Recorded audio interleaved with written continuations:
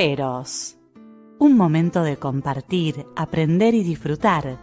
Espera lo inesperado con la licenciada Susana Rasinski.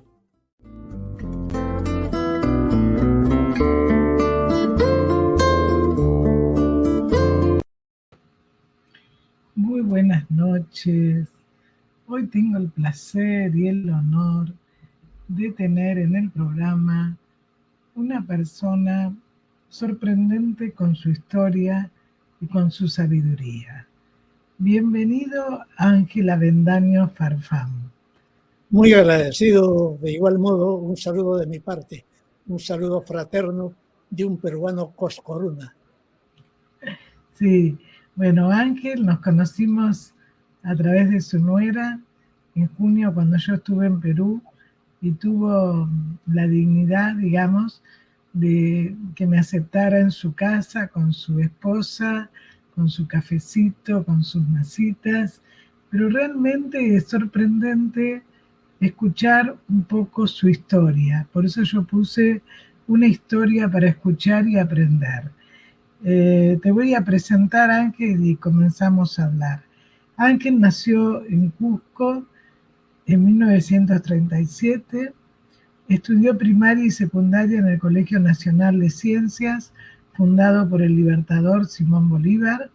Sus estudios universitarios los cursó en la Universidad San Antonio de Abad del Cusco, donde obtuvo el título de profesor de segunda enseñanza y al grado de doctor en Letras y Ciencias Humanas, con mención al área de lingüística.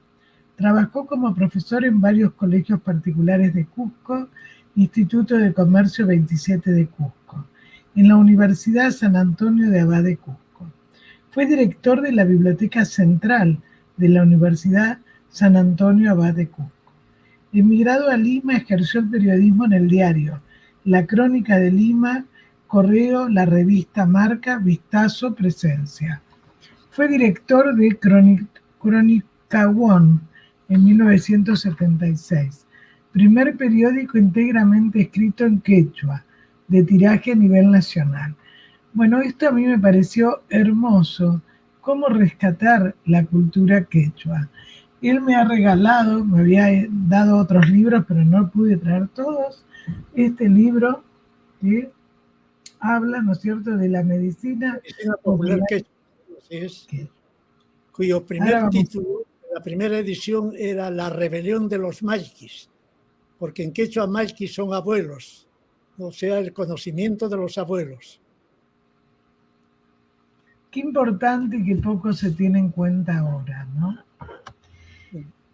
Ha escrito varios libros. Contracorrientes en 1996 de poesía, Los mitos descalzos, también de poesía en 1990, Los cuervos de San Antonio en 1989, que es una novela, Tupac Amaru, Los días del tiempo profético en 2006, Historia de la literatura de Cusco en 1993, en 3 tomos, Diccionario enciclopédico de Cusco en 1995. El instante y la eternidad en Machu Picchu, 2013. En 1976, un libro de cuentos, Reunión en la Almudena. Y en 2016, Daniel Estrada, Antes que los mitos lo sustituyan. Bueno, de nuevo te digo muy bienvenido. Ángel, ¿cómo empezaste vos a escribir? Bueno, realmente no sabría decir exactamente la fecha, pero cuando era estudiante de primaria, en la primaria del Colegio Ciencias, en una escuela que se llamaba Cancharina, empecé a escribir, creo que motivado por lo que veía en las calles del Cusco, donde un campesino, un quechua, un indio podía ser golpeado, objeto de burla, que le quiten el gorro que tiene, que se llama chullo. Es decir, eso me chocó desde un comienzo. Y en mi casa, cuando mi padre maltrataba a quienes nos servían, hervía de rabia y me ponía a llorar porque no podía hacer otra cosa. Entonces fue surgiendo en mí la necesidad de escribir sin explicármelo cómo. Pero tú también decías, charlando en tu casa, que de algo tenías que vivir, porque eras socialista, eras de izquierda. Bueno, los posteriores libros que publiqué fue por la necesidad de vivir. En el Perú, como en algunos países de América, a los que tienen una filiación y una fe no les dan trabajo, mucho menos trabajo del Estado, ¿no?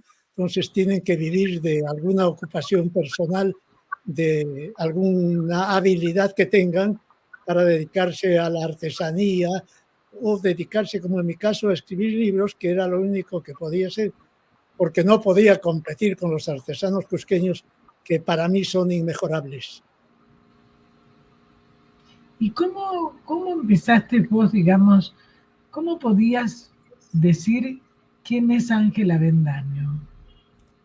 Yo diría que Ángel Avendaño es un poeta que se solidarizó desde temprano con la gente más sufrida de su pueblo, de su ciudad. El Cusco entonces estaba viviendo las caudas por los últimos años del medioevo. Recuerdo mucho que hacer o decir de ciertas cosas, que no ir a confesarse semanalmente, era tomado por un pecado. El terremoto de 1950 acaecido en el Cusco de algún modo modernizó la ciudad. El polvo del terremoto descubrió la pintura virreinal cusqueña, los muros incas que habían sido revestidos por paredes de adobe, es decir, deshizo lo que quedaba del medioevo castellano dejado por los españoles.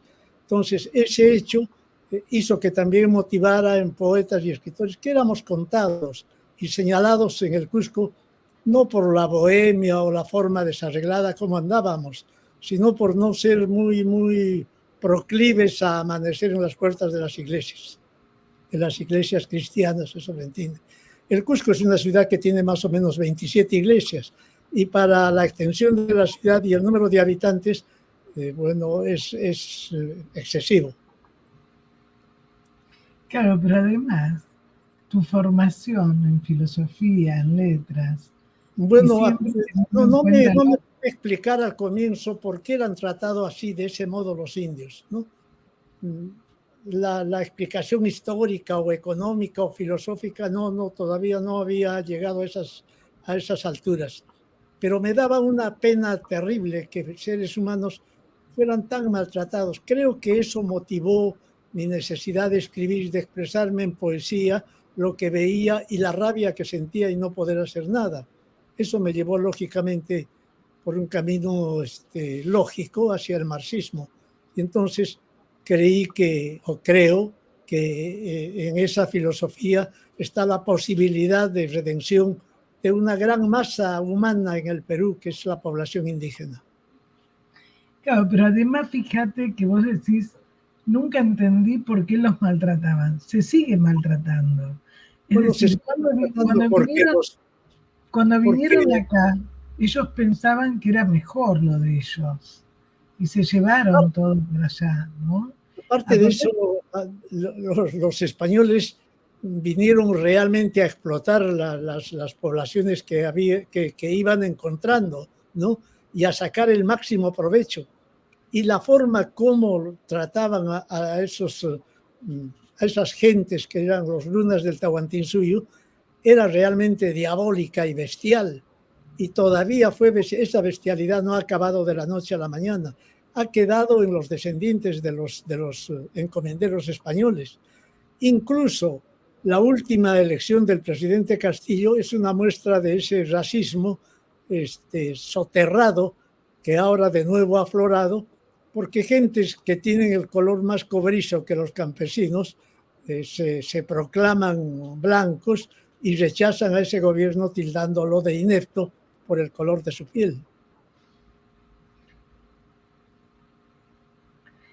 Bueno, el tema también es que Castillo, como también pasa con las autoridades argentinas, también ha cometido muchas cosas. Yo creo que el tema, digamos, de no respetar al otro y de creer que uno tiene la verdad, que uno es mejor, porque cuando venían los sacerdotes, sacaban los lugares de rito de los indígenas y ponían las cruces, como que era mejor el Dios cristiano que el Dios o los dioses, cuando los aborígenes tenían muy en cuenta la naturaleza.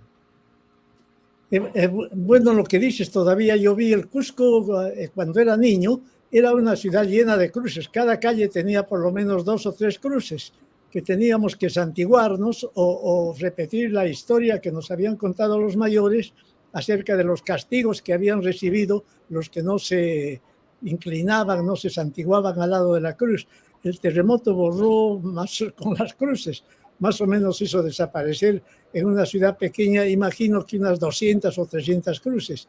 Entonces era una ciudad realmente, ¿qué podría decir?, distorsionada por ese exceso de culto al cristianismo católico y a la humildad y a la obediencia y a no chistar delante de los patrones y faltaba que no respiren delante de los blancos. Esa era una de las ciudades más maltratadas por la historia y por los hechos, fue el Cusco, olvidado por las autoridades llamadas republicanas y maltratada terriblemente por los españoles.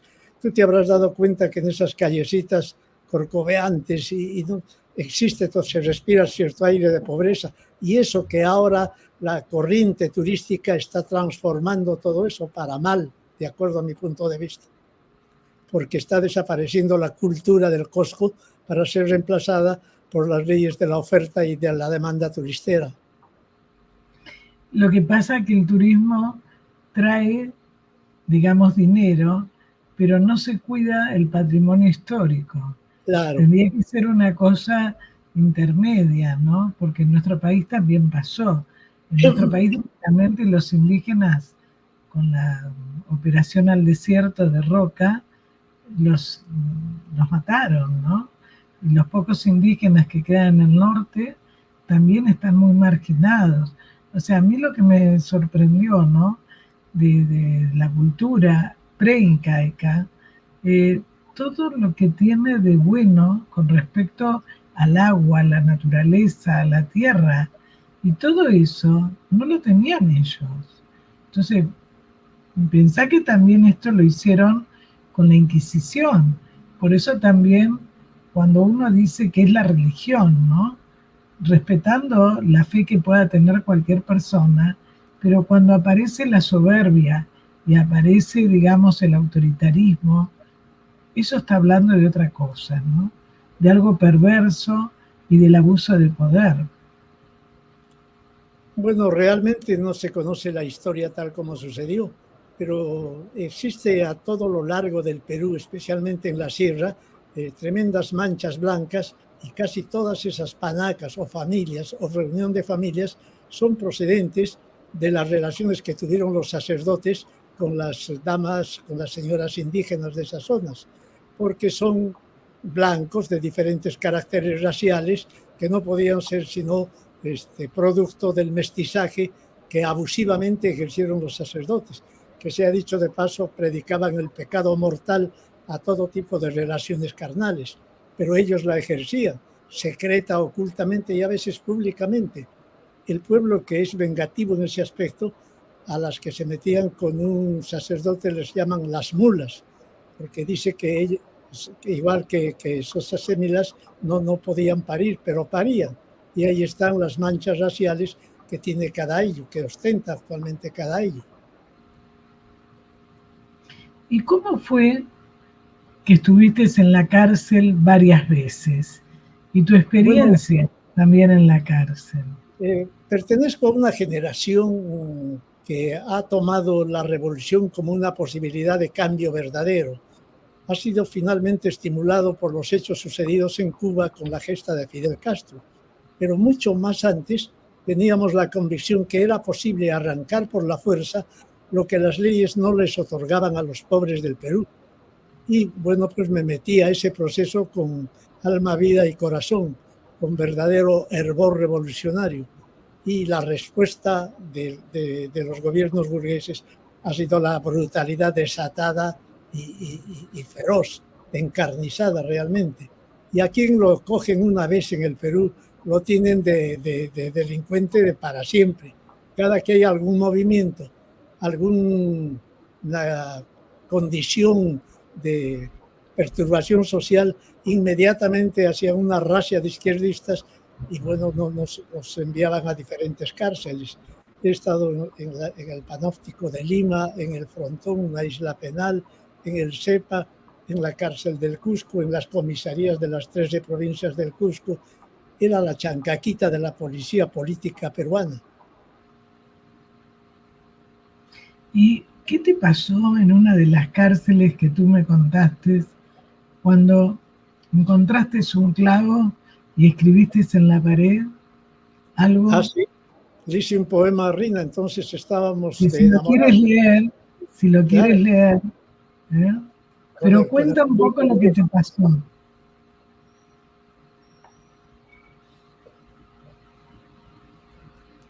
El poema titula Tu nombre en la pared. Ayer grabé tu nombre incontenible que me trae aromas de la tierra. Lo fui grabando letra a letra para que algo de ti quede en la celda. Yo soy aquel abrigo de tu boca, cercado de rencores y de olvido, que por sembrar luceros en la sombra deja trozos de vida en el presidio. Hoy que calzo el silencio más perfecto, como un toro me embiste tu recuerdo, pastora de mi amor encarcelado, guardiana de mi herida y su martirio. Hoy que siento morirme torturado, sin sangre de quedar, queda conmigo. Pierde tu nombre en la mazmorra para que otros descifren mi delirio. Allí lo encontrará la última ronda, clamando libertad a todo grito. Cuenta cómo fue esto. Bueno, estuve en las celdas de la policía política en Lima, en unas celdas realmente construidas con intención perversa, porque cada celda daba una pared altísima que no se sabía dónde terminaba, de tal modo que los que miccionaban en la tercera o cuarta hilera de celdas, su micción rebotaba en las celdas de más abajo. Y nosotros los presos estábamos arrinconados en el sótano, ¿no? Y bueno, pues lidiando el hambre y la soledad y el hecho de estar esposados día y noche, los ratos que nos dejaban libres de las esposas era realmente un motivo de alegría, de fiesta en medio de esas condiciones. Y ahí es donde grabé el nombre de Rina en la pared, valiéndome de una latita, de un clavito, ya no lo recuerdo muy bien, y puse Habías encontrado un clavo. Ahí grabé tu nombre en la pared, ¿no? Lo fui grabando letra a letra, o sea, fui describiendo la situación en que venía trabajando el poema. Luego lo memoricé. La audiencia, ¿a quién fue dedicado el poema? Está dedicada a Rina Soto, es madre de los 5 hijos que hemos procreado. Bueno, pero la audiencia no sabe. Por eso es muy importante cómo en medio del vacío, de la tortura, de la perversión, vos pudiste transformar eso en un poema hermoso, muy emotivo, ¿no? Porque otra persona por ahí no lo hace, pero a vos te ayudó eso. Sí, su emotividad me devuelve aquellos años terribles, pero las pasé con hombría y con dignidad coscoruna. Y desde 1960, que escribiste Carta a Fidel Castro, después Tupac Amaru, ¿cómo fue toda esa etapa? La gesta de Fidel Castro me conmovió realmente desde las raíces humanas que tengo, ¿no? Y me hizo ver como a todos los de mi generación y en todos los países de América y del mundo la posibilidad de que bien organizados podíamos hacer frente al ejército reaccionario. Bueno, ese poema que tiene 5 cantos, que fue publicado acá en el Cusco y reproducido en La Habana, fue pues más que un documento de culpabilidad para la policía política peruana, ¿no?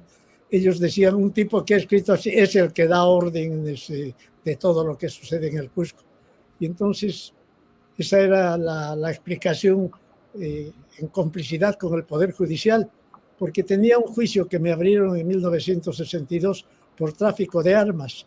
Yo no había incurrido en ese delito, ¿no? Pero ese juicio duró años, 20 o 30 años, y cada que había esto me reactualizaban el juicio. O sea, los jueces autorizaban para que fuera preso o me llevaran donde sea. Era un juicio interminable que finalmente no terminó en nada, cayó en el olvido. Es una vieja treta del Poder Judicial en el Perú. Acá hay una serie de ladrones oficiales a quienes les están siguiendo juicio hace 20 o 30 años. Ya muchos de ellos han fallecido, otros viven en el extranjero gozando del dinero que han robado, y el Poder Judicial sigue diciendo que los enjuiciarán y los enjuiciarán. Esa es la tragedia de países como el Perú. Yo creo que en toda Latinoamérica, ¿no? Hay mucha corrupción, hay mucha desmentida. Pero si es una persona del pueblo, alguien que no tiene absolutamente, entonces sí lo trituran realmente. Para eso están las leyes. Vivimos en un país terriblemente injusto. Y, por ejemplo, cuando escribiste Tupac Amaru, otro personaje, ¿no?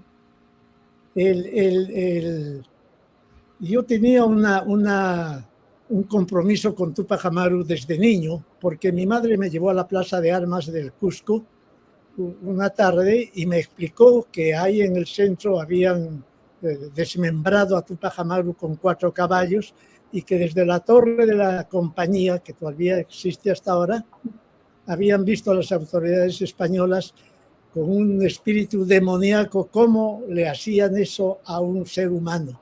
Habían matado a su mujer, a sus hijos, a toda la familia, ¿no? Y que no olvidara ese hecho desde niño. Entonces, ya terminando primaria, tenía el reto conmigo mismo de escribir algo sobre Tupac Amaru, pero no encontraba la bibliografía respectiva. Durante los 5 años de secundaria me pasé tratando de recolectar la bibliografía, leer, para hacer una suerte de biografía de Tupac Amaru. Está la carencia de documentos sobre el movimiento de Tupac Amaru en 1780, que actualmente son más los supuestos que los documentos que hay, porque los españoles se cuidaron de no dejar documentación alguna acerca del latrocinio que habían cometido oficialmente.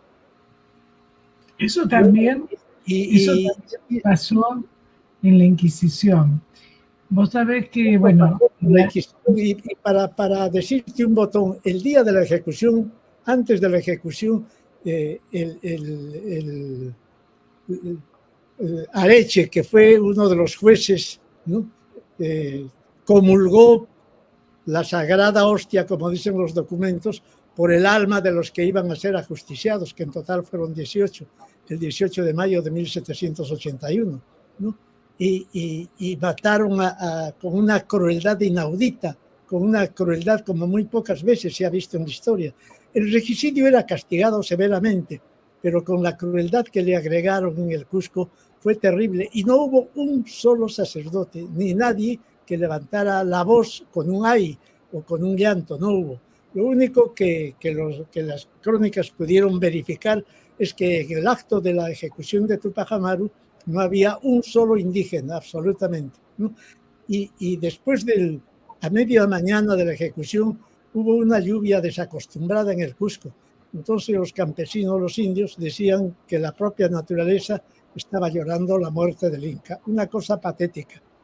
Ese libro lo escribí realmente después de haber estudiado, haberme empapado un poco. Son 300 y pico de páginas que... Bueno, el libro tiene un carácter, una proclividad literaria, por lo tanto, en algunos ha gustado, en otros critican su crudeza. No todo libro está para ser criticado, pues ese es el problema. Pero además, después, digamos, escribiste en el 68, que tú me regalaste, Medicina Popular Quechua. ¿Cómo es tu relación con los quechuas? Porque además escribiste en el idioma, dabas clase.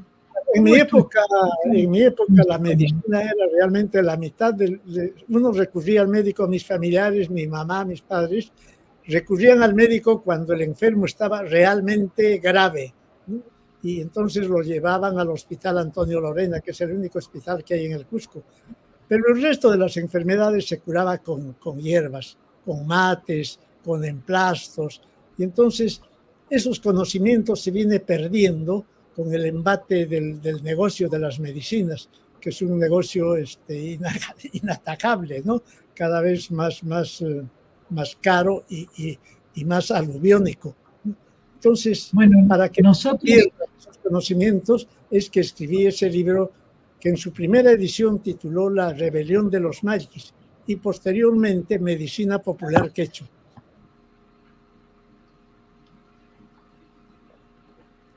Acá está. Sí, ahí está. Esa es la segunda edición, porque la primera se agotó de 2.000 ejemplares.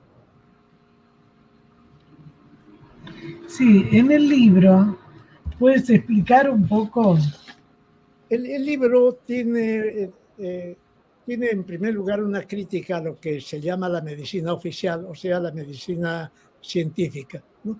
Que la medicina popular también debe ser aceptada porque el hecho de la salud es parte de la creencia del ser humano, no exactamente solo consecuencia de los fármacos que no se aplican. En este caso está relatado el mundo de las creencias quechuas, las hierbas que utilizan para los diferentes males.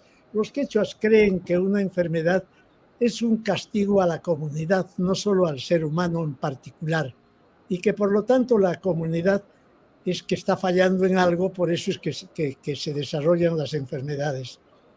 Al mismo tiempo es un acto de renuncia, de limpieza de todas las maldades que una persona haya podido venir. Es una explicación, llamaríamos, psicológica, fisiológica, porque le dan mucha pauta al hecho de la creencia, de la fe, de la actitud que el enfermo debe adoptar frente a su enfermedad. Y viene como un complemento el uso de las hierbas medicinales, que durante buen tiempo han sido realmente la única medicina de la humanidad. Esto, una hierba no se aplica por aplicar, se aplica bajo ciertos conceptos, bajo ciertos condicionamientos, y eso es lo que rescato. Aparte que rescato que los quechuas hace 500 años conocían perfectamente las partes del cuerpo humano, sabían absolutamente con nitidez fisiológica, anatómica, dónde estaban ubicados, en qué parte del cuerpo y cuáles eran sus funciones. Yo a veces me pregunto, ¿qué hubiera sido de esa civilización si seguía desarrollando sus conocimientos? Y no vinieron a ser sustituidos por la enfermedad como castigo, como milagro, como presencia del demonio. Bueno, yo te iba a decir que nosotros, desde el Fórum de Argentina, de España, estamos en contra de la medicalización de los chicos, porque ahora enseguida se los tapa con la medicación y se les pone un rótulo. Y tú decías recién, que me pareció muy significativo, que para ellos la creencia era como algo que estaba mal en la comunidad.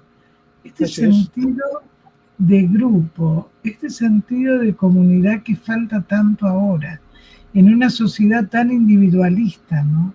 Y que todo, porque también hay adicciones a las medicaciones, porque es todo también, no porque uno esté en contra de un antibiótico o de alguna, digamos, algún remedio que uno necesite, pero el tema es cuando enseguida se tapa el síntoma con la medicación. Y tú dijiste, ¿no? Lo importante que era para ellos la creencia. También cuando en este momento una persona cree que puede comer cualquier cosa y después toma una medicación y se le va. También hay una creencia, solo que está dentro de una sociedad de consumo. Por eso a mí me pareció tan interesante, porque cómo se puede integrar también, no anularlo, ¿no? Nosotros tenemos acá una ciudad, una provincia, en realidad, en la parte de la precordillera, que es Catamarca, Y ahí hay una parte que se dice, pasamos por la farmacia por el olor de las plantas. Y vienen de otros países, de los laboratorios, a extraer las plantas para hacer los medicamentos. Claro. Lo que te decía es que el fundamento del Tahuantinsuyo era la reciprocidad. La reciprocidad entrañaba dos conceptos, la reciprocidad en el trabajo y la reciprocidad en el consumo y la alegría. Las fiestas no eran personales al estilo de, sino comunales. Se bailaban las casguas, se cantaba el taqui, se ayudaban en el trabajo a través de la minca, ¿no? Es decir, era una vivencia social. Cuando en una comunidad se enferman, todo el mundo se pregunta qué es lo que han cometido que no le haya agradado a la Pachamama. ¿Por qué es esa enfermedad? Y luego van a lo que se llama la limpia, a la orilla de un río, a meditar ellos solos, a bañarse varias veces físicamente y espiritualmente, porque se confiesan ante el río, no ante una persona, o ante el viento, no ante los oídos de quien pueda escuchar los pecados o los aciertos de una persona. Entonces, esta conducta social eminentemente multitudinaria hace de la medicina y del hecho de la enfermedad algo totalmente diferente al personalismo, como acabas de decir, de nuestra cultura occidental, a nuestra cultura española. Sí, yo creo que es un aporte muy... Ahora nos estamos enfocando pues la medicina científica o la medicina química, ¿no? Para todos son pastillas, absolutamente. Llega un tiempo de que las personas mayores terminan tomando 20 o 30 pastillas cada día y no sé si eso les hará bien o los intoxicará realmente. Yo creo que se hace, como tú dices, un gran negocio y Así para es. que no moleste, así como se ve en un chico que por ahí es inquieto, se porta mal y en vez de ver qué le pasa, se lo medica. También una persona, si va acompañado de un estilo de vida, con una alimentación adecuada, con una calidad de vida, cómo comen, cómo toman, cómo comen, no va a necesitar tantos medicamentos. Lo que pasa es que la gente come mal, bebe mal y vive mal, ¿no? Entonces creo que cuando algunos de nosotros... De hecho, además, es que vivimos bombardeados por la propaganda, ¿no? por la comercialización de esas medicinas. Y creo que una de las cosas más deprimentes es que a raíz de la última pandemia haya sufrido mucha gente y se haya multiplicado el capital de muchas empresas, pero en caracteres geométricos, no solo matemáticos, ¿no? O sea que la pandemia ha enriquecido a un grupo y realmente ha azotado a una mayoría. Sí. Y vos decís en el libro la rebelión de los malquis. No te escuché muy bien la pregunta. Vos dijiste la rebelión de los malquis. Así es. La rebelión de los malquis titulaba porque en quechua malquis son los abuelos. Entonces esta era una rebelión contra la medicina farmacolizada, contra la medicina química. Volver a la naturaleza a través del uso, por lo menos para ciertos males se puede. Actualmente he optado por recusar las pastillas, por ejemplo, y dedicarme a tomar mis mates de las hierbas que me mandan desde Cusco. Y me está haciendo muy bien, igual que a mi familia. Entonces se puede, por lo menos de algún modo, evitar el consumir tantas pastillas. Esta es la sociedad del pastillaje. Totalmente, totalmente. Bueno, vos habías también, digamos, escrito otros libros, pero aparte de escribir, ¿qué anécdotas nos podés contar de tu historia? Algunas que fueron muy placenteras y otras que por ahí no fueron tanto. Tengo una sola anécdota que te voy a referir. Estaba preso en la policía política, que acá se llama PIF. No tiene uniforme, visten de civil. Bueno, caí preso y me debían llevar a Lima. Entonces se me acercó uno de ellos a la celda y me dijo que con él iba a ir a Lima, que yo me hiciera cargo de todo lo que costaba la gasolina y el consumir en el camino. Entonces le dije muy bien de que además le pagara a él, que por llevarme iba a emplear su tiempo como si no estuviera cumpliendo un servicio. Entonces le dije que todo eso voy a aceptar, pero si me das una autorización de un cuarto de hora, de 10 minutos, para ir a mi casa y hacer mi maletín y llevarme algunos efectos, por lo menos para mi higiene personal. Entonces me dijo, listo, muy bien, vamos. Fuimos. Y le dije que entré a mi casa y llamé por teléfono a otra policía, que es la policía civil, y le dije, estoy en tal parte, parece que hay gente de la PIB que quiere cogerme, si vienen y yo me entrego a ustedes. Entonces aparecieron los policías y hubo una pelea entre ellos feroz y terrible. Yo de árbitro contemplaba cómo se disputaban al pobre preso. Fue la única trastada y otras que hice, pero esa es la que me gusta porque se peleaban, se trompeaban a matarse y cada uno proclamaba el derecho de ser dueño del posible preso. Claro, pero fíjate que esa anécdota, pelearse cada uno para ver quién tenía el poder y quién se quedaba, es lo que sigue pasando con los grupos políticos, con los grupos de poder, ¿no? O sea, es ver quién tiene el poder, ¿no? ¿Qué es lo que sirve para la humanidad, para los otros? Era una pelea entre la Guardia Civil y la PIB, ¿no? Es una buena trastada que les hice a nivel institucional. Y bueno, y de tu historia, digamos, familiar, ¿qué recuerdos tenés?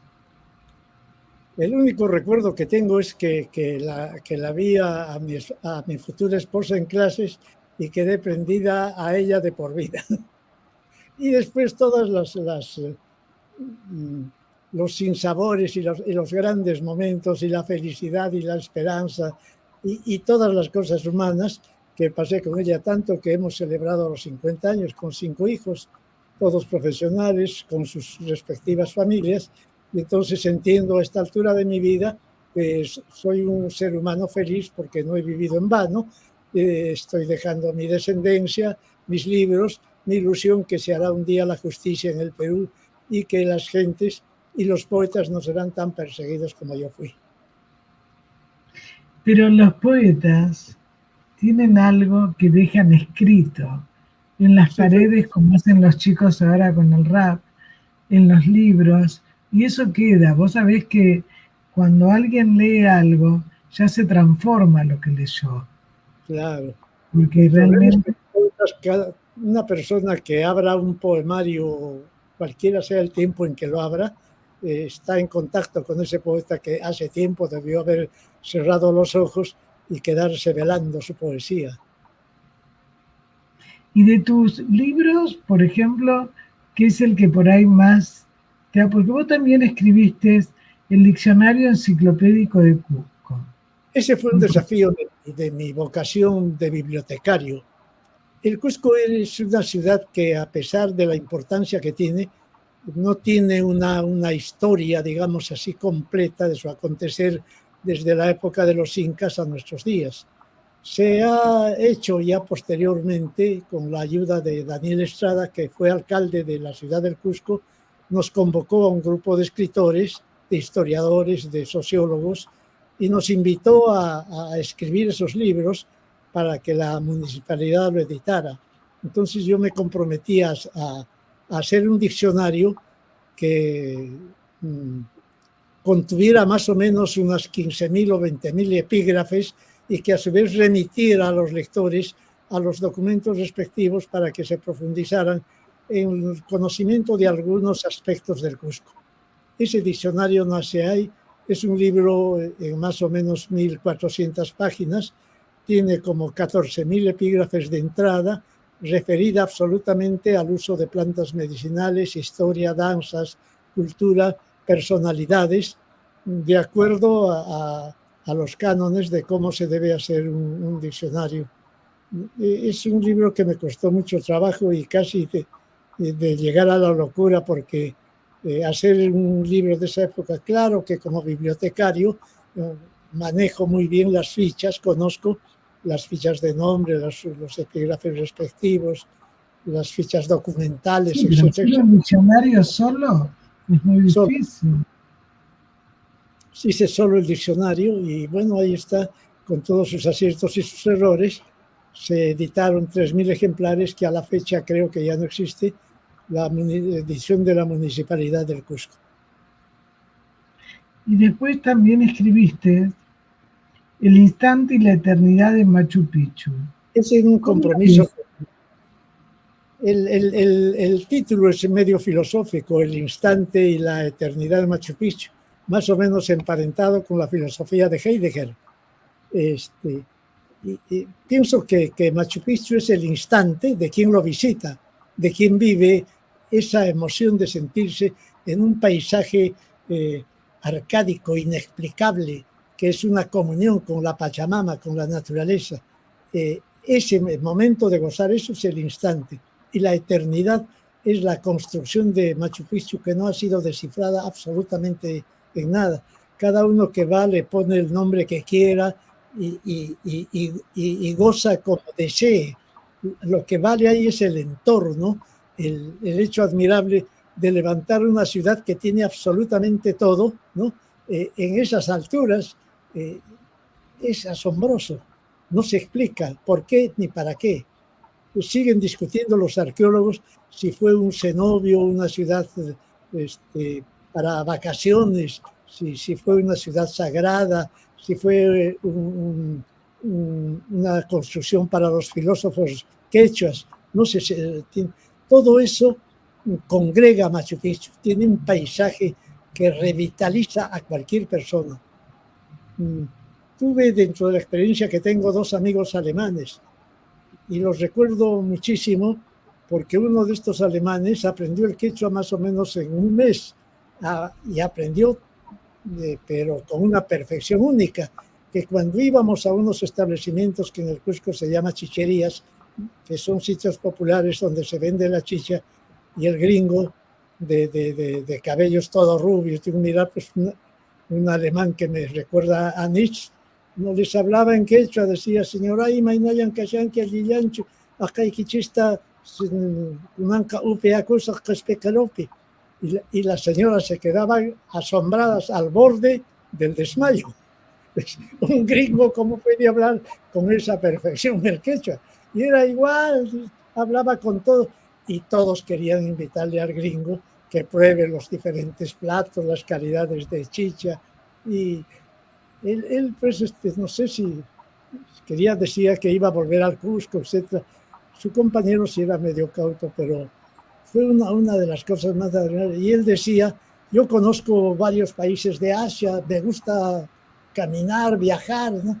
Pero jamás he sentido lo que sentí en Machu Picchu. Decía, es algo absolutamente indescifrable. Sentarme sobre una piedra y ver ese paisaje me hipnotizó. Para mí Machu Picchu es la maravilla, es la primera vez que escuché la palabra esa referida a Machu Picchu, es la maravilla del mundo. Sí, si no, es increíble. Bueno, ahora como van muchos turistas, han limitado el acceso y los lugares, porque bueno, se deteriora mucho, ¿no? Pero aparte bueno, que, son esas... aparte que lo han banalizado, porque hay tanta cantidad de turistas que ha perdido Machu Picchu una característica fundamental, que tenía la voz del silencio, un silencio absoluto en medio de esa construcción majestuosa y un paisaje que se extiende en el horizonte y un río bramador que discurre a sus pies. Era una cosa única. En mi adolescencia solíamos ir poetas y pintores porque íbamos a pie siguiendo la vía férrea, y nos quedábamos ahí a tomar nuestros tragos y recitar en quechua y improvisar obras de teatro. Era algo maravilloso, algo que nadie todavía ha traducido a la escritura española. Sí, yo creo que es una pena, ¿no? Que todo eso se ha perdido, porque es cierto, hay mucho. En el Cusco existe una establecida por lo que es pues esta corriente turistera, un tren especial solo para turistas, donde no pueden viajar peruanos, ni aunque paguen lo que paguen los turistas, ¿no? Solo para turistas. Y otro tren donde van los peruanos. O sea, hay una discriminación ofensiva. Y uno les quiere pagar, pero el tren donde van los turistas tiene música, tiene de comer, de beber, absolutamente una atención de primera. Y el tren en el que van los peruanos van con sus gallinas, sus gallos, sus perritos, sus ovejitas y sus bultos, etcétera, un caos perfecto. Eso es lo que trae el turismo. Y cada vez viene produciendo de tal modo que los coscorunas se llaman a los cusqueños, porque es un gentilicio que los cusqueños esperan. El nombre primitivo del Cusco es Cosco, que quiere decir pecho, que quiere decir árbol sagrado, ¿no? Pero fundamentalmente pecho. Y los españoles, por sobajar, le pusieron Cusco, el nombre de un perrito. Cusco es un perrito faldero. Ese es el nombre que le pusieron los españoles. Entonces nosotros los coscorunas, por etimología decimos Cosco. Y un buen coscoruna dice, soy coscoruna, soy hombre del Cosco. Y vamos a mencionar también otro de los libros. Bueno, hiciste uno de los cuentos, Reunión en Almudena. Es de la época en que estuve preso en la Almudena durante 1 año y unos meses. Donde quería vender mi traje de presidiario para comprar unas velitas para que la Virgen hiciera el milagro de que me dieran la libertad. Era absolutamente inocente y solo culpable de haber escrito la carta a Fidel Castro. O sea, la carta a Fidel Castro me costó muchos meses de prisión. Y después escribiste sobre Daniel Estrada, que mucha gente no sabe acá en la Argentina quién es. Pero bueno, Daniel Estrada fue un abogado que nació en 1947 y murió en el 2003. Revolucionó la alcaldía del Cusco porque el primer día que entró como alcalde hizo que quemaran los símbolos españoles que todavía se exhibían en la alcaldía. Y luego trató de recuperar la personalidad del Cusco a través de una política de rescate de los valores esenciales de lo que he hecho. Fue alcalde por 3 periodos consecutivos. Sí, este es uno de los libros de él. Y bueno, fue mi amigo y solíamos, cada que nos reuníamos, conversábamos, solía decirle la frase, pórtate bien, eso voy a poner en tu biografía. Y lamentablemente un cáncer se lo llevó. Entonces cumplí mi palabra de hacer que no es exactamente una biografía al viejo estilo de contar los instantes de su vida, sino una suerte de vocación del amigo y de lo que hizo por el Cusco. Un hombre inolvidable. Bueno, antes de terminar, porque ya se nos fue el programa, y yo te voy a agradecer muchísimo, yo voy a anticipar el próximo, que bueno, vamos a tener una licenciada que es experta en Borges, que es la que ya ha estado en el programa, que es Alicia Ardila, y que va a hablar sobre el Dios en Borges. Pero quiero que vos termines el programa con lo que tú quieras, Ángel, aparte de agradecerte a vos, a tu nuera que posibilitó también la buena conexión, y además Ángel tiene una mujer que, como dijo él, hace 50 años que están juntos, pero bueno, él tiene una biblioteca hermosísima, Ángel, Y bueno, sigue escribiendo y haciendo cosas para que nosotros sigamos aprendiendo. Te dejo el cierre del programa con las palabras que tú quieras. Muy agradecido por esta invitación y sobre todo por la oportunidad que me has dado de hablar del Cosco. El Cosco es Zenit y Nadir en mi vida.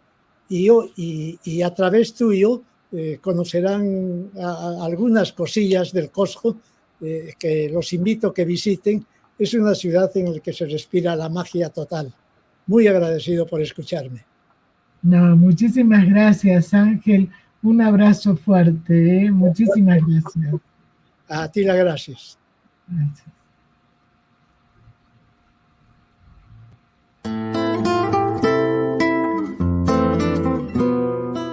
Sin peros. Un momento de compartir, aprender y disfrutar. Espera lo inesperado con la licenciada Susana Rasinski.